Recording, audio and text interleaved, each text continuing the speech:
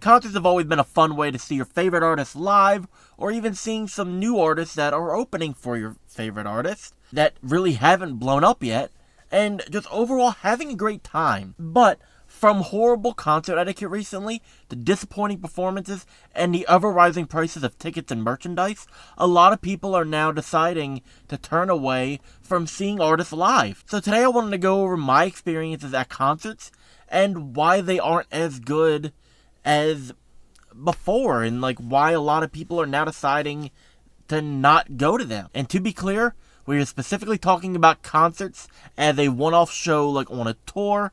I am not talking about festivals yet.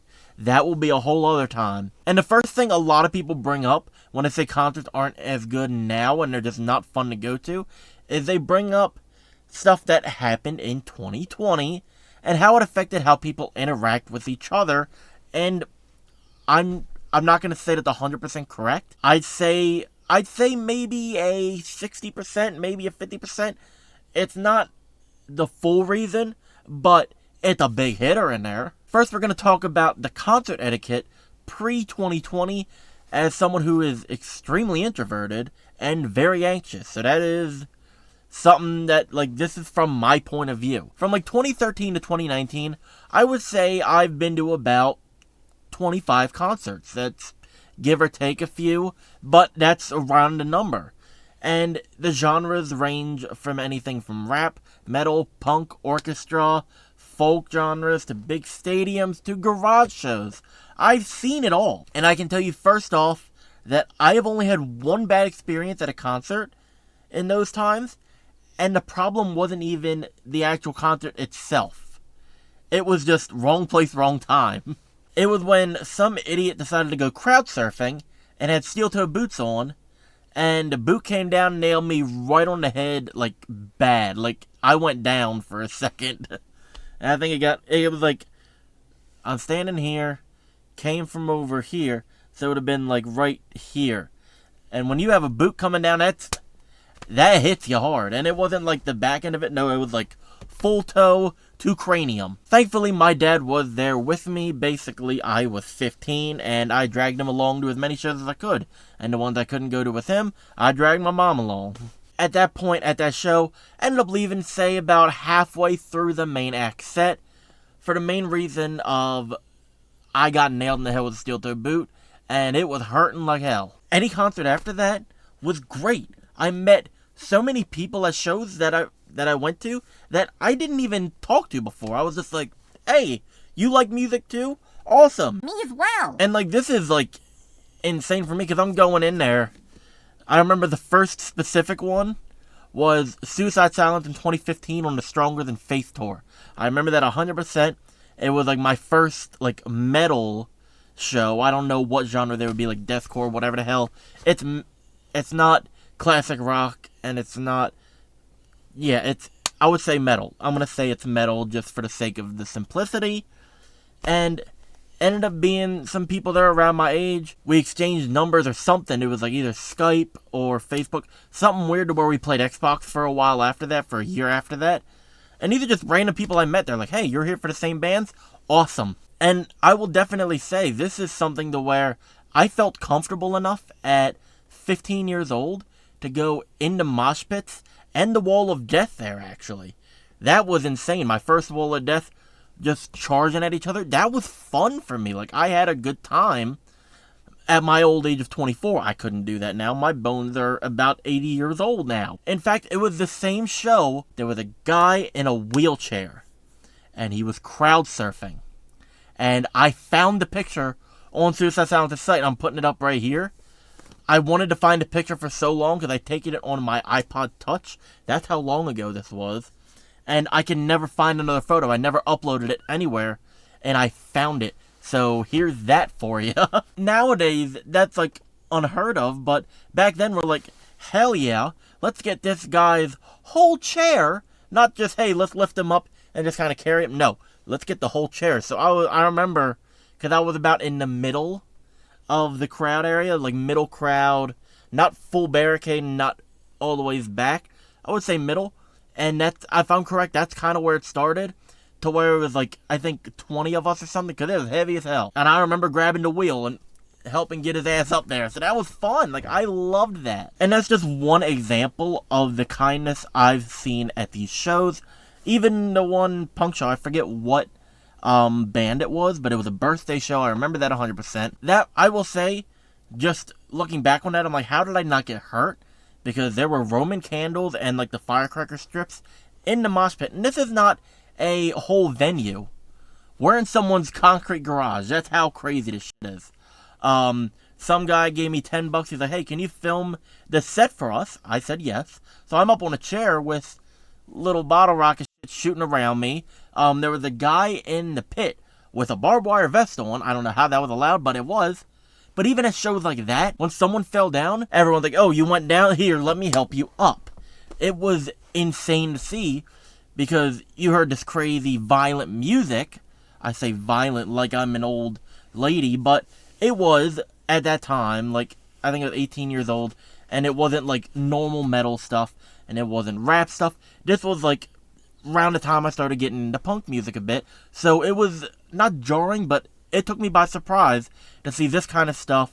The people looked intimidating, I will say that, but the evermost kindest people you will ever meet. 2019 were the last 3 shows I went to, I remember this.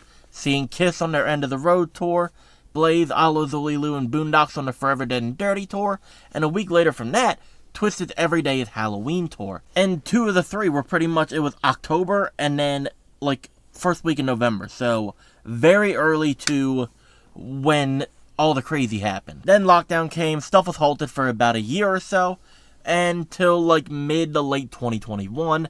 I remember the gathering in 2021 happened, and I went to that. Now, after the lockdown and like kind of the revival of concerts and live events, most concerts I've been to, people are massively like more rude in a way of just like overall vibe and energy.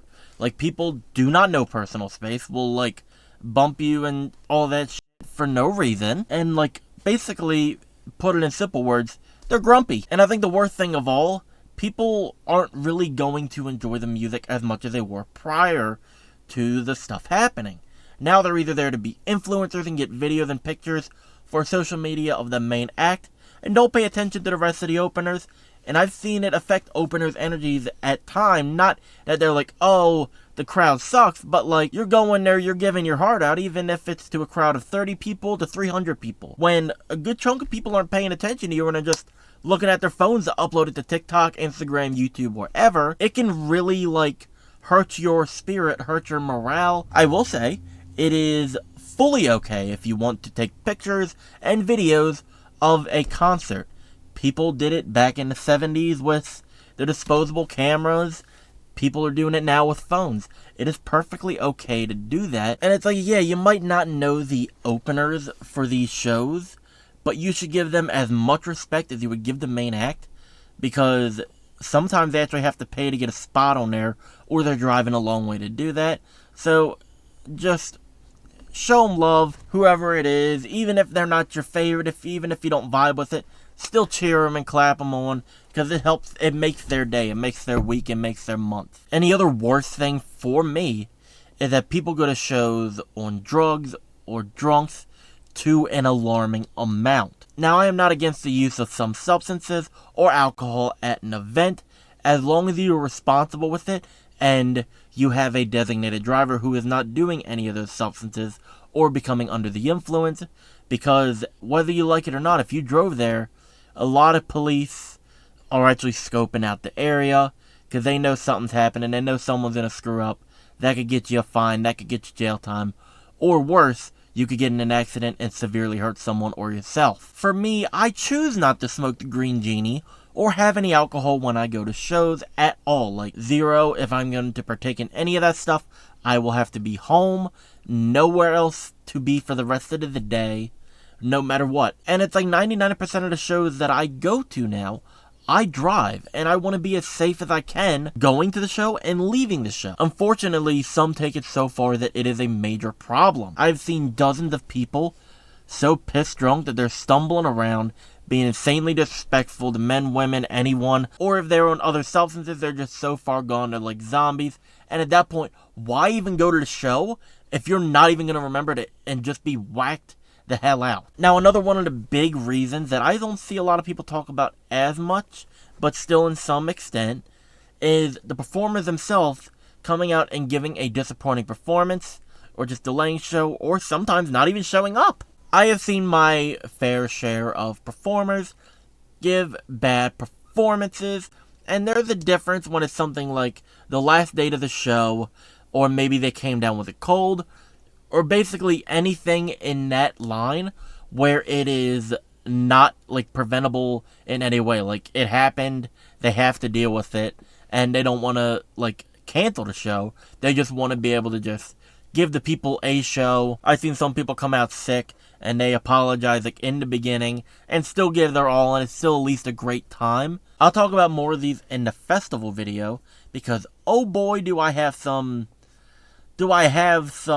examples, I will say that. But I've seen a good chunk of these guys give the worst shows imaginable due to either not caring about the audience or just not being enthusiastic, and in some cases, like the festival one, being completely trashed that you can't decipher anything they're saying. Like, they're slurring their words, they're just screaming into the microphone. It's not good. And if at that point you're just so far gone that you cannot perform, cancel the show and refund tickets at least. Just say, hey, I cannot do this tonight. There is no way I can.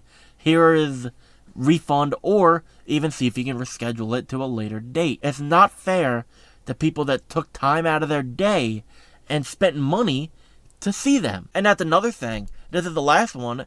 The rising cost of concerts. Now, thankfully for me, a good percentage of the shows that I attend are on the smaller scale, being between $15 to $30 price range. But I have gone to bigger shows, I will say that. But I've seen other arena shows from other artists reach the like 400 to 500 range, and sometimes even the thousands. No matter who this is absurd. Like, most of these aren't what you would consider legacy bands, and what I would consider them is like people like the Stones, I would say Metallica for the case. I would say anything pre-2000s, to where it's like they had their like prime decades and decades ago and are still able to still tour.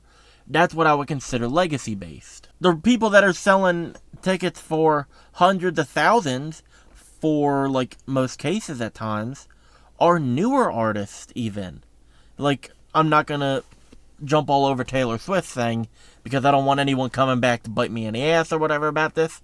But I've talked about how I dislike how she presses vinyl and CDs and all that stuff. She was the one that had like the couple $1,000 ticket prices at one time and all that stuff. But she's just one example of the hundreds and hundreds of other artists that do the exact same stuff. Like, tickets should not be over, I would say over $300. That should be the cap. That should be as much. And I know this isn't fully on the artist, because the Ticketmaster people are grubby little bastards. I remember in 2019, and for your average shows, not big arena shows, that shirts were around $25 average for base shirts, and the tour shirt was $30. There was even a time in 2015 where all shirts were $25, but the average that I've seen mainly was $25 for like your basic cool merch designs, and then the official tour shirt was $30. And to me, that is fair, because the tour shirt's going to sell out quicker, faster, there's going to be less quantity of it. So in that case, okay, you pay a tiny bit extra, I'm not going to be mad about it. Now it's a base of $30 to $35 a shirt, sometimes more, like closer to $40, $50. But some people charging the $35 to $40 at times, and sometimes $50, are not printing them on premium quality shirts. These are like crappy Gildan ones, and I'm not going to shit on Gildan, because without them, a lot of shirts nowadays would probably be either so expensive or so awful. So it's like they're good for your $25 to $30 range. They're not good for $40 to $50. And hoodies now are anywhere from $80 to $100. Now, if you know me, you know I love my hoodies. That's why I wear a hoodie or a jacket in every video I do, basically. And I specifically collect a lot of the ones from 2000 to 2010s, a lot of the Juggalo ones, which are like the patch hoodies, as people kind of like name them, like give them a nickname, or just simply embroidered. So going to new shows and seeing patch hoodies on worse quality material, like Gildan hoodies, I'm going to say that, Gildan hoodies most of the time, and the patches are always stiff and like not good quality, and they peel in some cases, being between $90, sometimes $100, is stupid. And it's even worse when it's a screen printed one for that much. You know, it's like basically this kind of design, just a basic shirt design, screen printed on Gildan hoodie, between $80 to $100. That is absolute bullshit. Like, a screen printed hoodie should be no more than $60 maximum. Like, obviously, increased costs in manufacturing these. Obviously, there's going to be some increase in prices, but that much is disgusting. And a patch hoodie should be around $70, especially if you're doing it on that kind of material. Now, I've always made it a thing, ever since I started going to shows consistently, to go with around $100 for merchandise, because you can get a good bit of stuff with that. Now, if you want more than one shirt, it's over 50% of your budget immediately. Now, shirts are $30 to $35. That's $60 to $65, and not to mention if it's a $40 shirt as a tour shirt, so from $60 to $70. Now, you might think after all that, I'd say concerts aren't worth it anymore, right? Actually, no. If anything, I would encourage you to go to shows more, and not big name ones. Go to smaller shows. Go to your local shows, your DIY shows. Honestly, I would say even if you're not a super fan, go to the punk shows, the garage shows. You will have a great time no matter what, for like $7 at maximum. All those ones. Even go to a street fair. Most of the times they have someone up there playing music, whether it's an acoustic, whether it's a band, whether it's just someone doing spoken word. It's like, go anywhere that has music that you can afford and just enjoy it. Now, thank you all for watching the video. Like I said before, I will be talking about festivals at a later date. Probably not right after this one, but you never know what will happen. I want to hear in the comments your response to the video. Did you agree with the points I had? Do you have any other points that you thought of as well that I didn't? Have you had good experiences, bad experiences, or weird experiences at concerts? I want to know what you guys think. And let me know what you want me to talk about in a future video. I will look at them, I will take it in consideration, and look it up. And if you liked the video, let me know by like, comment, subscribe, share, do whatever. See you in the next one.